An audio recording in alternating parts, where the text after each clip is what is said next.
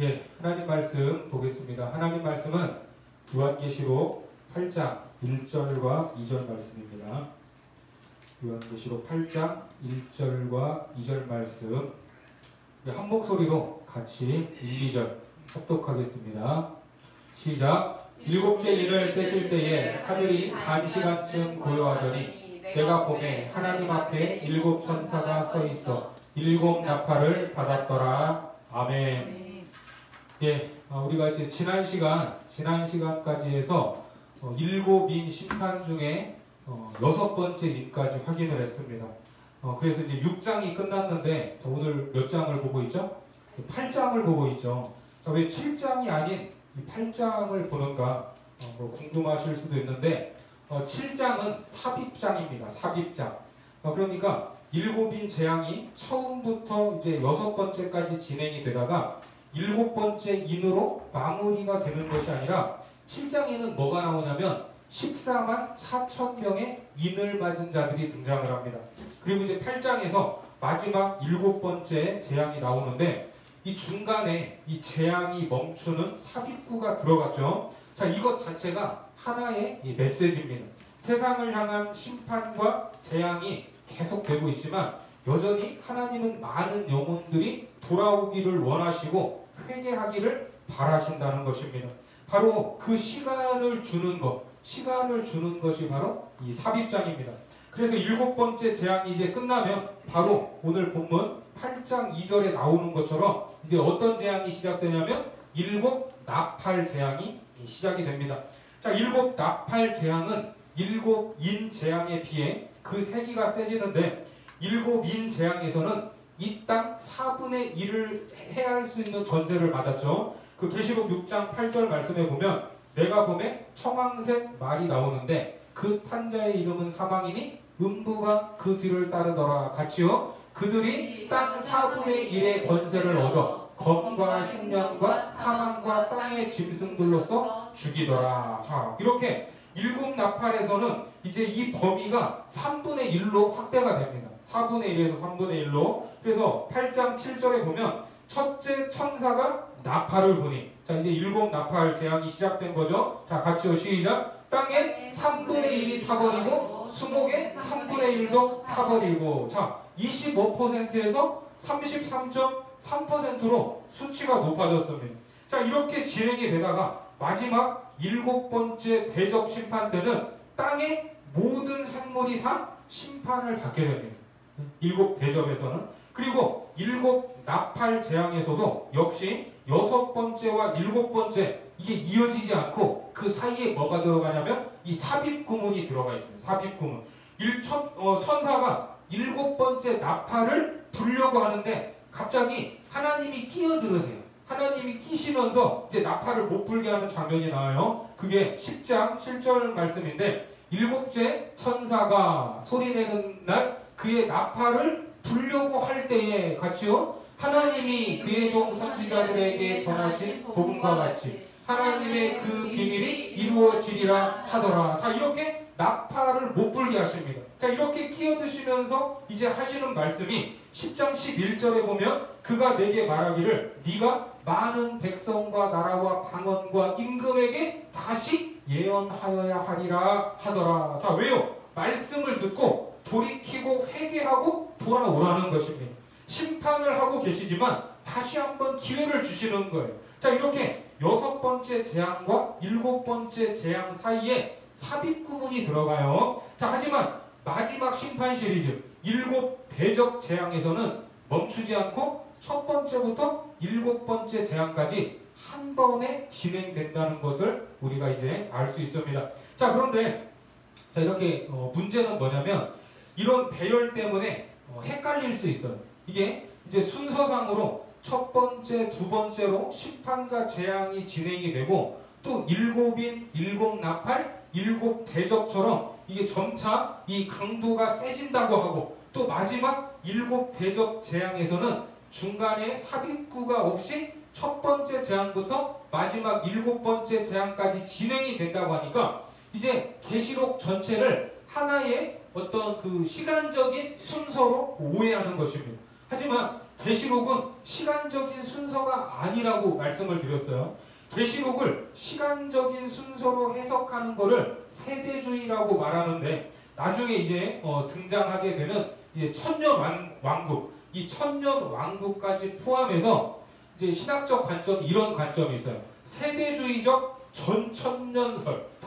좀 이게 뭐 헷갈리실 수 있는데, 이 세대주의적 전천년설이라는 이제 이 관점으로 이 계시록을 들여다보면, 이게 막 계시록 자체가 재미있고 드라마틱하면서 이게 시간적인 순서로 보니까 다음엔 뭐가 나올까 하는 이 궁금증이 생기게 되지만, 그건 잘못된 해석이라고 말씀을 드렸습니다. 이 계시록의 말씀은 시간적으로 배열된 순서가 아닙니다. 자, 당장 지난 시간을 기억하시면 6번째 인을 떼면서 어떤 일이 일어났죠? 우주적인 재앙이 일어났습니다. 우주적인 재앙. 해가 검어졌고 달이 핏빛으로 변했고 하늘이 두루마리처럼 말려버렸어요. 별들이 흔들리다가 떨어져 버렸습니다. 자, 이 정도의 심판과 재앙이라면 지구가 견딜 수 있겠어요? 없겠어요? 더 이상 견딜 수 없습니다. 이미 끝장이 난 거예요. 더 이상 소생 가능성이 없어요. 우주적으로 끝장이 났는데 더 이상 무슨 소망이 있겠습니까? 더군다나 6번째 재앙이 얼마나 크고 무섭고 두려웠으면 힘과 권력을 가지고 있던 나라들의 왕과 귀족들로부터 가장 밑바닥 인생을 살아가는 종과 이 노예들까지도 뭐라고 애원을 했죠? 나를 죽여달라. 자기를 죽여달라고 애원을 했습니다. 계시록 6장 16절에 산들과 바위에게 말하되 우리 위에 떨어져 보좌에 앉으신 이의 얼굴에서와 그 어린 양의 진노에서 우리를 가리라. 이렇게 죽여달라는 말이에요. 그래서 이 모든 재앙, 일곱 나팔, 7 대접으로 상징되는 심판과 재앙들, 그리고 중간에 들어간 삽입구가 상징하는 이 심판 속에서도 인류를 향한 하나님의 기다리심, 그리고 또 심판과 재앙이 진행될수록 심판의 강도가 더 세지고 그 범위가 넓어지는 것은 시간적인 이 순서상으로 일어나는 일들이 아니라 이거는 이제 동시다발적으로 이 땅에 펼쳐지는 사건들입니다. 시간적인 순서가 아니다라는 것을 기억하시고, 자, 오늘 본문을 보겠습니다. 자, 오늘 본문은 이제 원래 이제 1절만 보는데, 사실 이 절수가 많으면 설교하기가 좋겠습니까? 안 좋겠습니까? 절수가 많으면 훨씬 더 좋겠죠. 그래서 이제 대부분 설교자들은 뭐 1절에서 5절까지 이제 묶어서 하는데, 뭐 이제 저는 1절만 이렇게 중점적으로 보도록 하겠습니다. 자, 1절에 담긴 이 의미가 무엇인가? 자, 오늘 본문 1절 말씀 같이요. 시작. 7째 인을 떼실 때에 하늘이 반시간쯤 고요하더니. 자, 이렇게 7째 인, 이제 7인에서 마지막 7째 인이 떼어지는데 하늘이 반시간쯤 고요하다가 어떤 일이 있어요? 7 천사가 7 나팔을 받는 장면이 이어집니다. 자, 2절에 내가 보매 하나님 앞에 7 천사가 서 있을 때 뭘 받죠? 7 나팔을 받게 됩니다. 자, 그렇다면 7인 재앙의 마지막 사건은 아이러니하지만 뭐예요? 고요함입니다. 고요함. 7인을 뗐더니 이게 막 무슨 심판이 쏟아진 게 아니라 고요함이에요. 정확히 말하면 반시간 정도의 고요함입니다. 지금까지 그렇게 시끄럽게 느껴지던 6가지 심판이 진행되다가 왜 이러한 고요함, 적막함이 흐르게 되는가? 또 7인 재앙에 이어서 나오는 7 나팔 재앙을 보면, 자, 첫 번째 7 나팔 중에 첫 번째 나팔이 8장 7절인데, 자, 8장 7절 같이요. 시작. 첫째 천사가 나팔을 부니 피 섞인 우박과 불이 나서 땅에 쏟아지매 땅의 3분의 1이 타서 사위이고 수목의 3분의 1도 타서 사위이고 각종 푸른 풀도 타서 사위더라. 자, 지난 시간에는 이제 해가 검어졌는데 여기에서 3분의 1만 어두워졌다고 하죠. 3분의 1만. 그러니까 논리적으로 또 시간적으로 보면 이것이 말이 앞뒤가 맞아요, 안 맞아요? 만약에 시간적으로 본다면 해가 전부 다 검어졌는데 지금 여기에서는 3분의 1만 이제 이렇게 되고 있습니다. 자, 그래서 이제 7 나팔 재앙의 내용을 대략 살펴봐도 이미 앞에 나왔던 7인 재앙과 이제 비슷한 내용들이 이제 반복이 된다는 것을 이제 나중에 나중에 이제 일곱 나팔 시리즈가 시작되면 확인할 수 있습니다.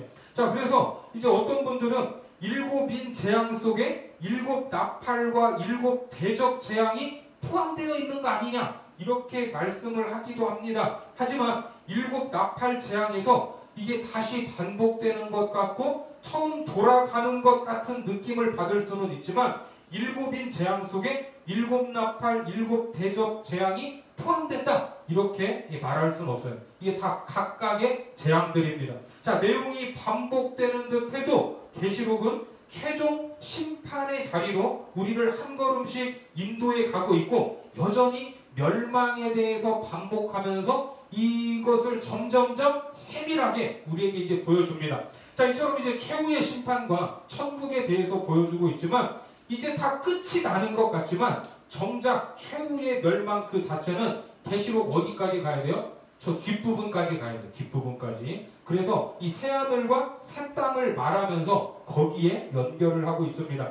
자, 그리고 일곱 나팔 재앙과 일곱 대적 재앙에서는 다시 또 처음으로 돌아가고 있어요. 자, 그러면 왜 이런 패턴으로 반복을 하는가? 바로 반복을 통해서 앞에 봤던 환상을 더 강화하고 다시 확인하고 조금 더 세부적으로 들어갈 수 있도록 우리를 돕는 것입니다. 자, 그것이 반복의 힘이에요. 반복. 자, 공부도 누가 잘하죠? 한번 쭉 읽어보면 그걸 다 알아요, 몰라요?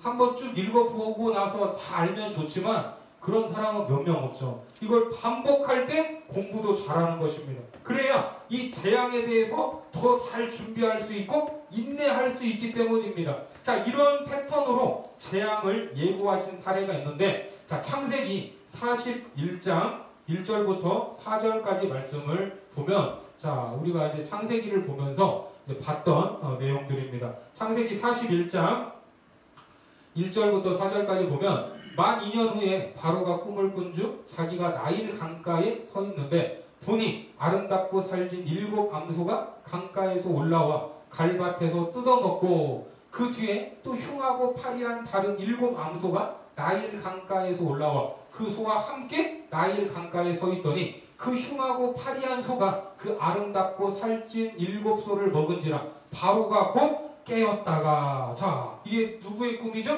바로왕의 꿈입니다. 바로왕의 꿈. 자, 바로왕이 이상한 꿈을 꾸는데 이게 그렇게 기분 좋은 꿈이 아니었어요. 그렇게 꿈을 꾸며 뒤척이다가 잠에서 깨어났고 그냥 별 생각 없이 다시 잠을 청했습니다. 자, 그랬더니 또 어떤 꿈을 꿉니까? 자, 5절부터 7절까지요. 같이 보겠습니다. 시작. 다시 잠이 들어 꿈을 꾸니 한 줄기에 무성하고 충실한 일곱 이삭이 나오고 그 후에 또 가늘고 동풍에 나는 일곱 이삭이 나오더니 그 가는 일곱 이삭이 무성하고 충실한 일곱 이삭을 삼킨지라 바로가 깬즉 꿈이라. 자, 그리고 또 꿈을 꿨어요. 그런데 꿈의 내용은 같습니까? 다릅니까? 자, 앞에서는 소가 나왔고 뒤에서는 이삭이 나왔잖아요. 그러니까 내용상으로 보면 같아요? 달라요? 다르죠? 그런데 이제 그 의미는 비슷했습니다. 소가 등장했고 뒤에는 이삭이 나왔지만 등장한 숫자는 7이 같아요. 자, 이쯤 되면 처음에는 그냥 넘길 수 있지만 하룻밤에 비슷한 꿈을 연달아서 두 번 꾸니까 이제 바로왕이 걱정도 되고 근심이 밀려왔습니다. 왜? 당시 이 고대에는 꿈을 무엇으로 생각했습니까? 신의 계시로 생각했어요. 신의 계시. 신의 계시를 보여주는 도구라고 생각했기 때문에 이게 근심이 되는데 이 꿈을 능히 해석할 자가 있어요, 없어요? 아무도 없었어요. 결국 이 꿈을 누가 해석하게 되죠? 그렇죠. 요셉이 이 꿈을 해석을 하게 됩니다. 자, 그 결과를 요셉이 이렇게 말해요. 창세기 41장 25절 말씀에 보면 요셉이 바로에게 아뢰되 바로의 꿈은 하나라. 하나님이 그가 하실 일을 바로에게 보이심이니이다. 결국 두 번 꿨지만 이 꿈은 몇 개예요? 하나라는 것입니다. 하나. 그 꿈의 내용은 하나님이 하실 일을 미리 보여주셨다는 것입니다. 자, 이 말을 들은 바로왕은 요셉에게 애굽의 총리로서 중책을 맡기고 그 재앙을 미리 대비하게 했죠. 이게 꿈보다 해몽이 아니고 철저하게 대비를 한 것입니다. 그러니까 같은 의미의 다른 꿈을 보여주신 이유가 뭐예요? 이것이 사실이라는 거예요. 사실. 그리고 반드시 일어날 일이라는 것입니다. 그러니까 오늘 7인, 7나팔, 7대접으로 진행되는 심판 시리즈가 계속되면서도 반복되는 이유는 이것이 장난이라는 거예요. 장난이 아니라는 거예요. 장난이 아니라는 거예요. 장난이. 하나님께서 반드시 행하실 그 일을 우리에게 미리 보여주고 있다는 것입니다. 그리고 그것에 대해서 뭐 해야 돼요? 뭐 해야 돼요? 준비하고 대비해야 된다는 것입니다. 그러면 오늘 본문에 들어있는 이 고요함. 고요함은 무엇인가? 지금까지 시끌벅적하게 진행되던 세상을 향한 심판, 첫째, 둘째, 셋째, 넷째인이 떨어지면서 전쟁과 분쟁과 기근으로 인한 아우성과 죽음의 애곡소리와 자연의 재난으로 인해 이 땅이 소란하고 시끄러웠죠. 그런데 한순간에 고요하더니 반시간쯤 진행이 됐습니다. 이 고요함의 정체는 도대체 뭔가? 결론적으로 말하면 폭풍이 오기 전에 고요함이라 이렇게 말할 수 있습니다. 하나님께서 최후의 심판을 통해 교만하게 떠들고 소리치고 있던 피조 세계를 잠잠하게 만드셨다는 거예요. 이렇게 갑자기 고요해지면 주의가 어떻게 됩니까? 예? 주의가 어떻게 돼요? 한 곳으로 집중이 됩니다. 한 곳으로. 학교에서 이게 쉬는 시간이 되면 이게 교실이 어때요? 교실이 시끄러워요, 조용해요? 쉬는 시간이 되면 교실이 시끄러워지죠. 막 여기저기에서 막 소음이 들려옵니다. 소리치고 떠들고, 예? 남자 학교에서는 막 책상 위를 막 뛰어다니는 그런, 저도 좀 뛰어다니긴 했었지만 그 옛날에 막 칠판 닦기가 막 날아다니고 막 수업 그 쉬는 시간에 막 그래요. 그러다가 이제 10분 쉬는 시간이 다 지나고 나서 수업 종이 다시 막 띵동 띵동 울리지만 종이 울렸다고 해서 애들이 조용해요, 안 조용해요? 여전히 그 교실 안에 떠들썩한 분위기는 가라앉지 않습니다. 그러다가 뒤늦게 화장실에서 오는 친구가 뛰어 들어오면서 야! 선생님 오신다! 이렇게 외치면 그 말을 들은 친구들은 하던 일을 멈추고 자기 제자리로 돌아가앉습니다. 그런데 그 화장실에서 온 친구의 선생님 오신다는 말을 못 듣고 여전히 떠들고 있는 친구들도 있어요. 그러면 그 친구들은 어떻게 그 분위기를 감지하게 되죠? 저쪽부터 이렇게 조용해지는 그 침묵하면서 교실 전체의 소리가 낮아지면 그 분위기를 알게 되는 것입니다. 그리고 하던 행동을 멈추고 어디로 시선을 돌려요? 선생님이 들어오실 그 입구, 그 앞문을 향하게 되는 것입니다. 뭐 요즘 학교는 어떤지 모르겠지만 제가 중고등학교 다닐 때만 해도 이런 분위기였습니다. 매 시간마다. 자, 떠들다가 일순간에 조용해지면 반드시 누가 들어오세요? 선생님이 들어오세요. 선생님이. 자, 그래서 계시록 18장 20절과 21절 말씀에 보면 하늘과 성도들과 사도들과 선지자들아 같이요 그로 말미암아 즐거워하라. 하나님이 너희를 위하여 그에게 심판을 행하셨음이라 하더라. 자, 21절 이에 한 힘센 천사가 큰 맷돌 같은 돌을 들어 바다에 던져 이르되 큰 성 바벨론이 이같이 비참하게 던져져 결코 다시 보이지 아니하리로다. 자, 이것은 바벨론으로 상징되는 이 세상 나라가 멸망당했다는 것입니다. 최종 심판이 안 오는 것처럼 보였지만 망했어요, 안 망했어요? 결국은 멸망하고 말았습니다. 자, 이어서 22절 말씀 같이요. 시작. 또 검은 꽃 타는 자와 풍요하는 자와 풍소 부는 자와 나팔 부는 자들의 소리가 결코 다시 내 안에서 들리지 아니하고 어떠한 세공업자든지 결코 다시 내 안에서 보이지 아니하고 또 맷돌 소리가 결코 다시 내 안에서 들리지 아니하고. 자, 모든 소리가 들려요, 안 들려요? 안 들립니다. 이제 안 들려요. 인간들의 자랑, 교만과 같은 소리들이 이제 다 끝났습니다. 왜? 하나님이 등장하셨기 때문입니다. 하나님의 등장 앞에서 더 이상 떠들 수가 없어요. 변명하지도 못할 공의로운 재판으로 인해서 모든 인생들은 침묵할 수밖에 없습니다. 입은 있지만 할 말이 있어요, 없어요? 할 말이 없습니다. 그래서 고요함은 하나님을 반대하고 스스로 높아지고 자신들의 힘과 권력을 자랑하던 모든 계층의 사람들, 하나님을 인정하지 않았던 모든 소리를 침묵시키고 떠들던 그 입을 닫게 만든 것입니다. 그래서 오늘 7번째 인이 떼어지면서 반 시간쯤 고요하다, 이 말씀은 평화롭고 평온한 분위기를 연상케 하는 그런 정막이 아니라 도대체 무슨 일이 일어나려고 이렇게 조용한가, 두려워 떨게 하는 폭풍 전야의 고요함처럼 무시무시한 표현인 것입니다. 그래서 7인 심판이에요, 이 고요함. 하지만 우리가 하나님의 자녀로서 우리는 두려워할 이유가 있습니까, 없습니까? 이유가 없죠. 다만 이런 재앙과 심판 사이에 머물면서 반드시 이루어질 그 일을 바라보며 우리는 인내해야 될 줄 믿으시기 바랍니다. 그래서 오늘 이 본문의 분위기, 재앙과 심판이 임하는 세상에게는 이 고요함이 심판을 기다리는, 또 심판에 의한 침묵이 되겠지만, 하나님의 백성으로서 우리들에게는 이 침묵과 고요함이 무엇이 되어야 됩니까? 바로 인내의 시간이 되어야 합니다. 인내하기 때문에, 참기 때문에 고요한 것입니다. 예? 참으니까, 인내하니까. 세상의 환난과 역경 앞에서 믿음 없는 말, 덕 없는 말, 비방하는 말, 죽이는 말, 불평과 감사치 못하는 그 말을 참는 거예요, 안 참는 거예요? 참는 거예요, 참는 거. 그러니까 고요한 거예요, 조용한 것입니다. 믿음으로 인해 당하는 시련과 역경 속에서 이런저런 말을 내뱉는 것보다 차라리 뭐 하는 거예요? 침묵이 훨씬 더 유익하다는 것을 믿으시기 바랍니다. 아멘이십니까? 아멘. 이거 막 말하고 싶으세요? 네? 출애굽기 14장에 보면 애굽에서 나와 홍해를 만난 이스라엘 백성들이 나옵니다.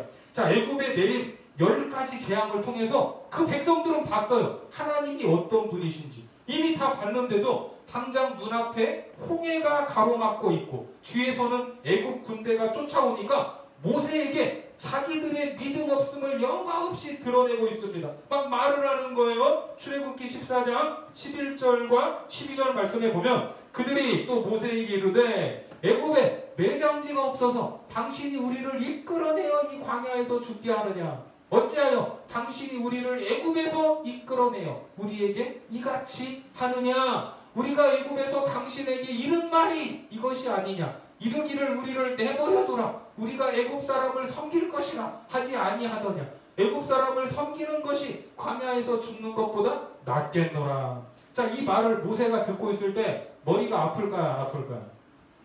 머리가 아프겠죠. 뭐 한 200만 명이 한 20명만 떠들어도 사람이 정신이 나가는데 그 200만 명이 막 이 불평을 하면서 떠들고 있다고 생각을 해봐요. 이 분위기가 얼마나 소란하고 떠들썩하고 통제가 되지 않는 상황입니까?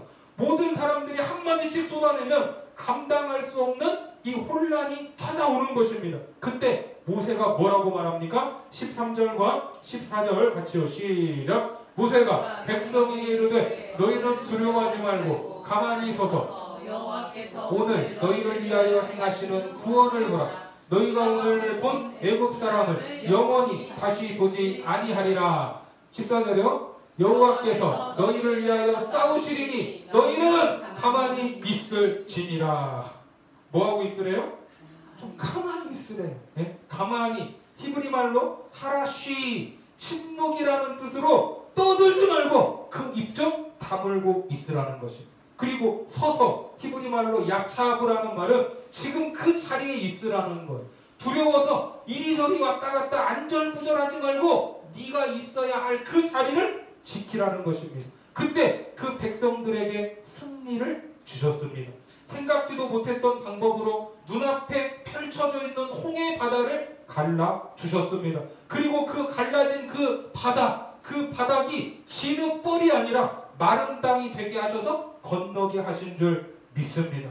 애굽의 군대가 그 길을 건너올 때 하나님은 가르셨던 홍해를 다시 합하시면서 모든 군대를 홍해 바다에 수장시킨 줄 믿습니다. 하나님이 이기게 하셨어요. 하나님이 승리를 주셨습니다. 이 백성이 승리를 위해서 한 것이 있어요, 없어요? 했다면 입 다물고 가만히 있었던 것. 그게 승리의 비결이었습니다. 다른 것 한 일이 없어요. 그냥 입을 다물고 자기에게 허락한 그 자리를 묵묵히 지키고 있으면 이긴다는 것입니다.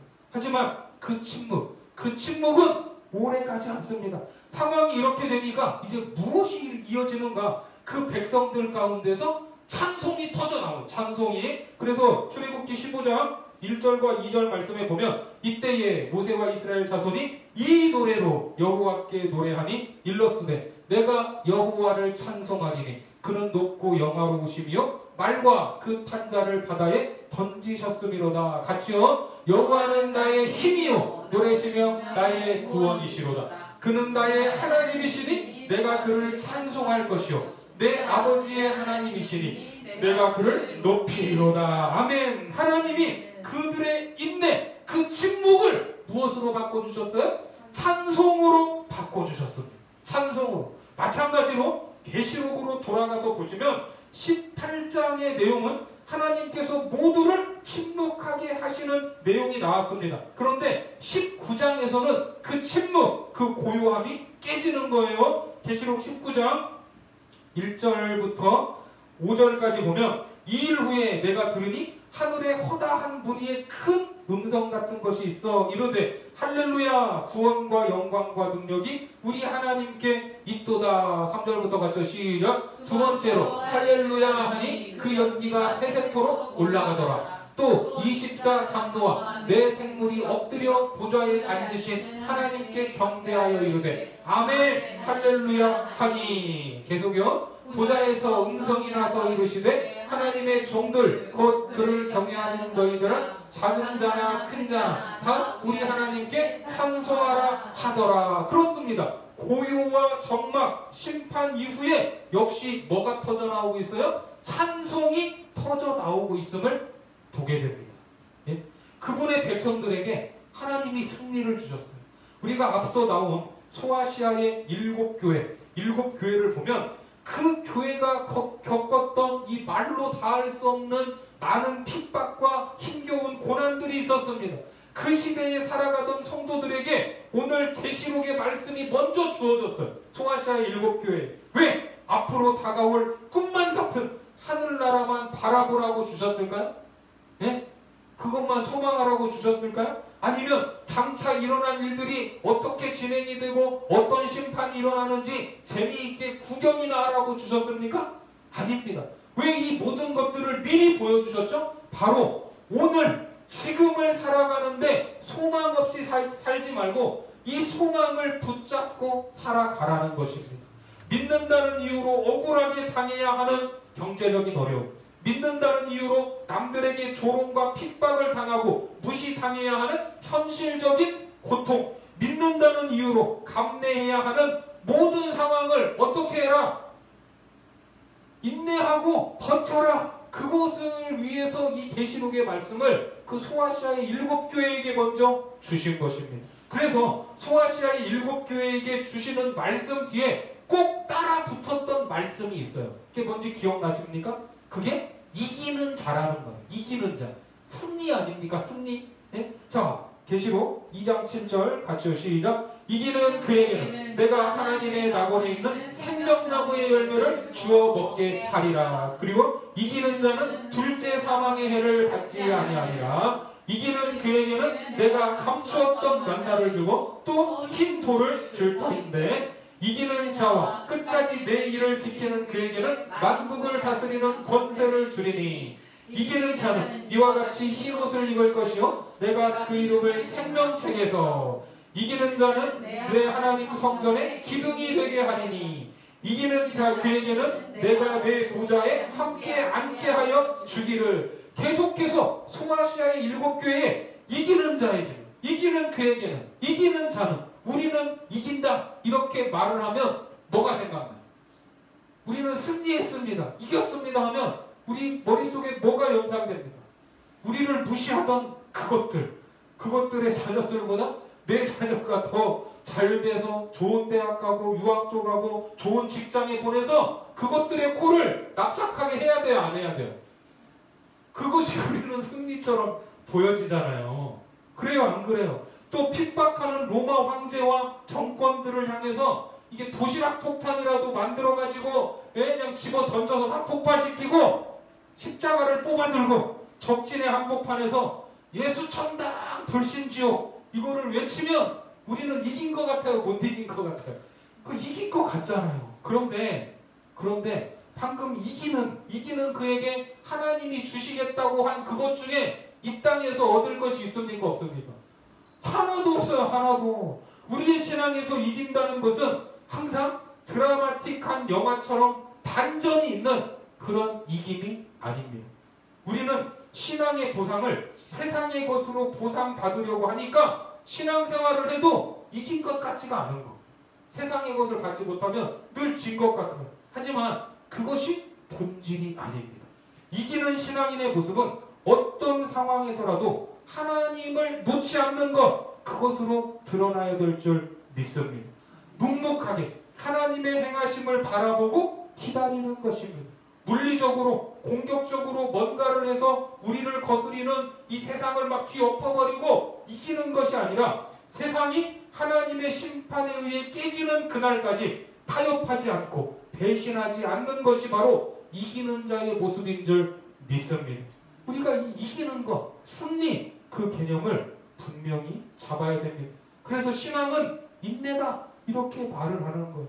지금 상황이 이해되지 않아도 내게 닥친 일들 때문에 억울한 마음이 들어도 끝까지 타협하지 않는 것이고 세상을 따르지 않는 것이기 때문에 우리의 이김은 소극적인 모습으로 나타날 수밖에 없습니다.